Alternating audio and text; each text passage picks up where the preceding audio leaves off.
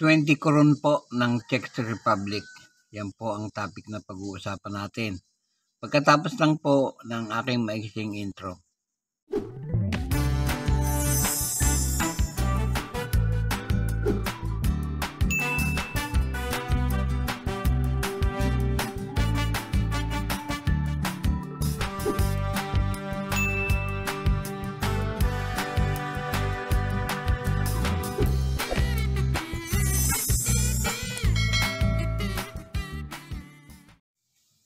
Magandang araw sa inyong lahat, lalo na sa aking mga kabarya at kapwa kolektor. Sa lahat ng senior citizen, mga silent viewer, maging sa mga kaibigan natin dyan, magandang araw po. Ngayon pong araw ay mayroon tayong coin dito sa ating harapan, ang 20 koron ng bansang Czech Republic. Pag-usapan po natin. Sa obverse na bahagi po, yung harapang bahagi po ng baryang ito, makakita tayo ng isang malaking lion. Kung tawagin po nila yan ay Czech lion na nakaharap sa kaliwa. Animo maninila, nakatayo at umaatungal, nakalabas pang dila. Yan, parang mayroon siyang kakainin. Yan, natatakot ang mga tao sa lion dahil sa yan ay kung tagurian ay King of the Jungle. Ito po, may mga script na nakasulat sa bandang ibabaw, ang Česká Republika. Yan po. Tapos po ay may mint mark. Yun, may mint mark na maliit doon. Tapos ang petsa, 1998. Ang translation nga po ng Česká Republic na yan ay Czech Republic. Yan po ang translation niya sa English. Sa likod na bahagi naman o sa reverse na bahagi naman, makakita tayo ng isang larawan na nakasakay sa kabayo. Yan po ay tinatawag nilang si Saint Wenceslao. Yan po. Duke of Bohemia. Yan po ay pinanganak noong 1907 hanggang September 28, 1935. Monumento po yan dun sa Wenceslao Square dahil yan po yata yung kanilang pambansang bayani. Yan. Nakikita nyo. Tapos may mga script na nakasulat sa kanilang salita.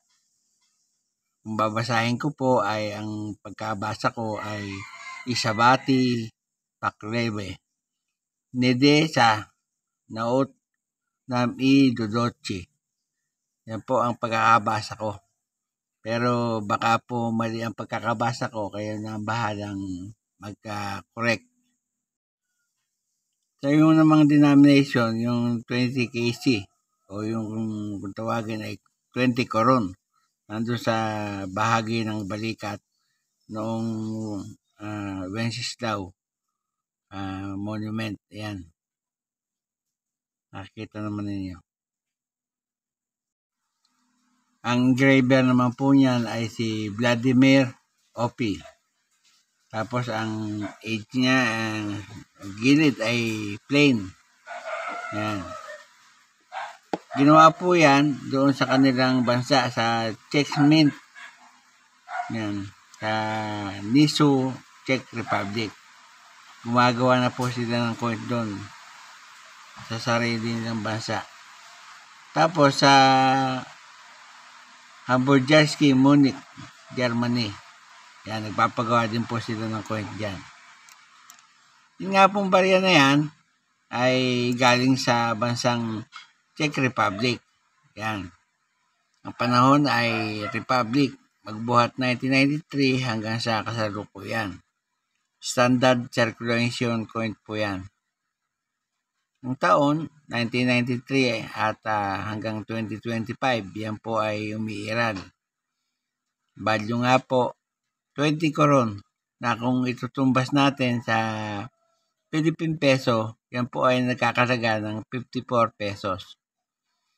Yan, currency nila, corona, magbuhat 1993 hanggang sa kasalukuyan. Ang composition po ay brass-plated steel. Tumitimbang ng 8.49 grams at may diameter na 20.55 mm. Ang hubog po niyan ay tridecagonal, 13-sided. Kaya akala ninyo bilog pero 13-side po yan. May mga kanto. Ano? Mild po ang technique na ginamit dyan at medal alignment ang orientation. May number po na N number 2148 at ang reference number naman ay KM number 5, school number 179. I-update price naman po natin ang baryang ito. Marami po kasing presyo dito sa Numista pero ang babanggitin ko na lamang po ay ang para sa 1998. Yung pong good ay 12 pesos. Yung pong very good, 51 pesos. Yung fine ay 51 pesos din. Very fine, 52 pesos. Extra fine, 54 pesos.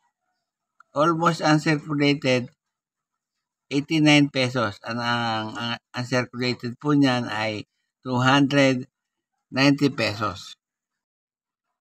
Yung pong ating barya ay nabibilang sa good. Kaya po ang presyo niyan ay 12 pesos. Kasi po may mga kopi, may mga tama yan. Kaya nabibilang po yan sa good. 12 pesos ang halaga. Dito naman po sa eBay, kapag po ang petsa ng barya ay 2,000, year 2000, nagkakalaga po ng $16.99. Almost $17 na po yan. Sa Numis Corner naman, kapag ang petsa ng inyong barya ay 2002, nagkakahalaga po yan ng €5. Yan po lamang at wala nang iba. Dito po sa Pilipinas, nagkaroon na po ng auction sa cut auction. Auction 148, lot 23, noong pong January 11, 2025. Ang version po ay 1998B. Yun po yung kanyang petsa. Ang tinatawag nilang proof coins. Yan po. Ang grade po ay uncirculated. Hindi pa po nagagamit o nahahawakan ng kamay. Kaya po yan ay naka-slab. Yung kung itatanong niyo kung ano yung slab ay yun po yung parang plastic na parehaba. Yan po.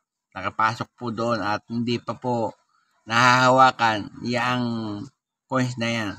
Nabili po ng 1,851.66. Yan po ang naging presyo niyan. At bago po ako matapos sa aking content ngayong araw, nais ko muling magpasalamat sa inyong lahat, sa inyong walang sawang panonood sa aking mga video. Walang tigil po at walang sawa ako nagpapasalamat sa inyong lahat sapagkat lagi kayo nandyan at nakasubaybay sa aking channel. At sa huli ay masabi kong mabuhay tayong lahat.